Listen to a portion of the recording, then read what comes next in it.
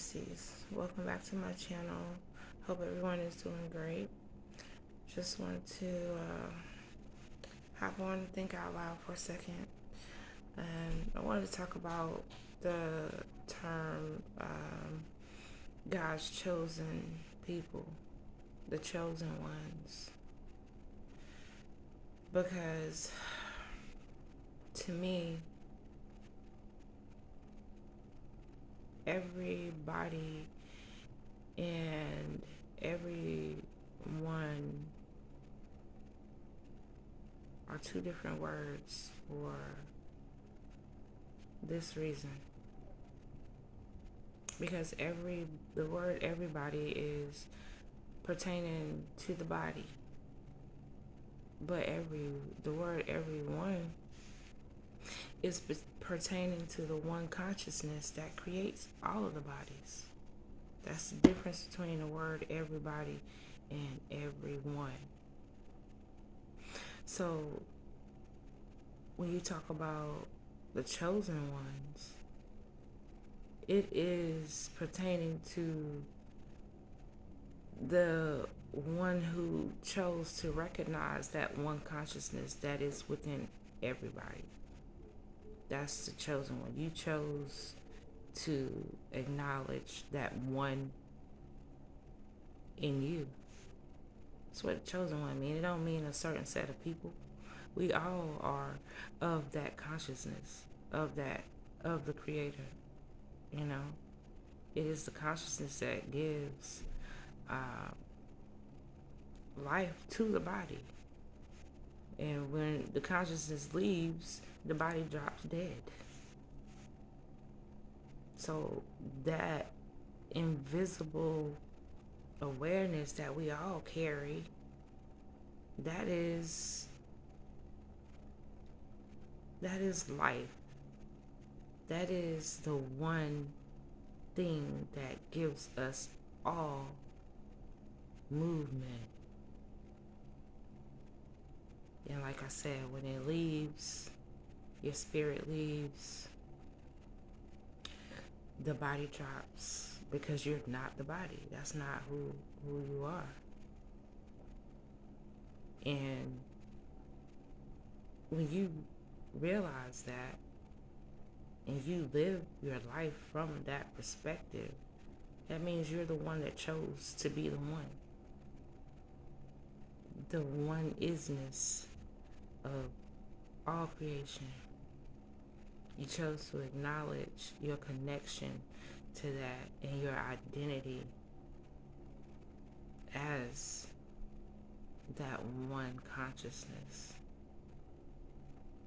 And everybody has the right to this, because that is our true nature.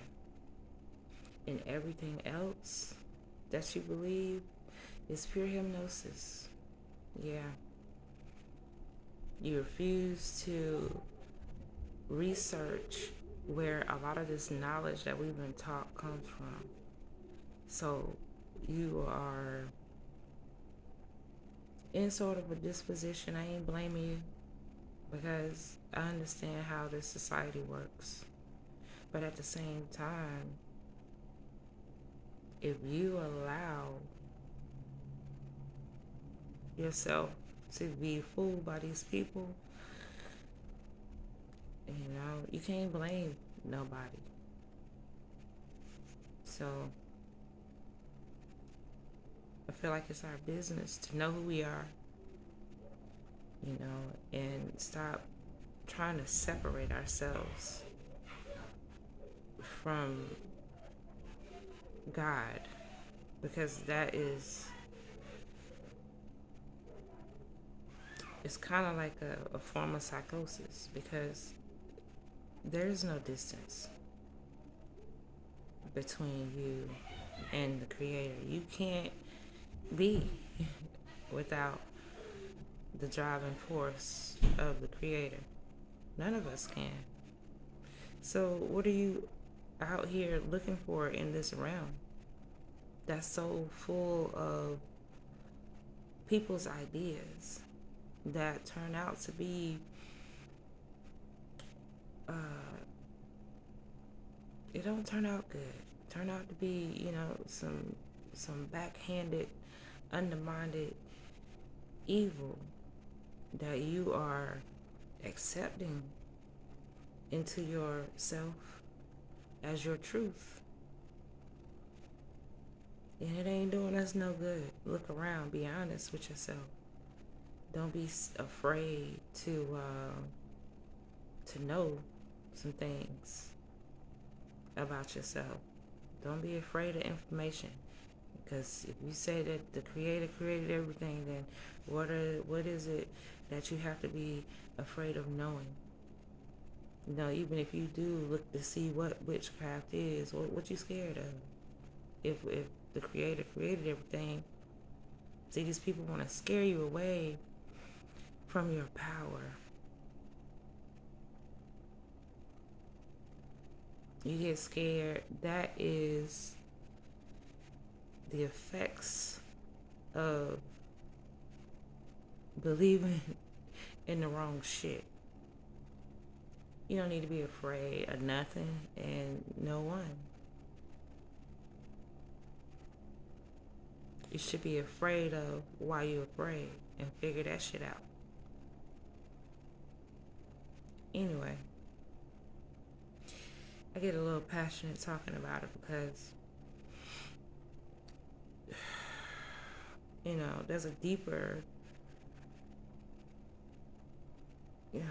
knowing to us. But as long as we allow ourselves to be distracted from that knowing, then these people will always have power over you. You believing in their stories and, believing that you some victim in need of a savior. In order to disempower you, they had to put an overlord over you. Now you thinking that there's some power outside of you that you need in order to survive. Yet you've been surviving your whole life before you learned about this little fake overlord. And I know it's kind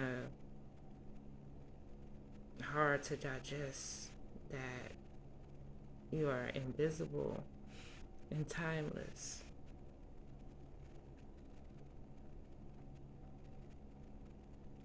But what is what is. Can't change it. You can overlook it, try to not deal with it all you want, but it is what it is. So, you can either know or continue to live your life in fear. Because the moment you realize that everything you thought you knew about yourself and about the world and about this so-called God, the moment that you realize it's all bullshit, that's when you get your power back. Follow me for more.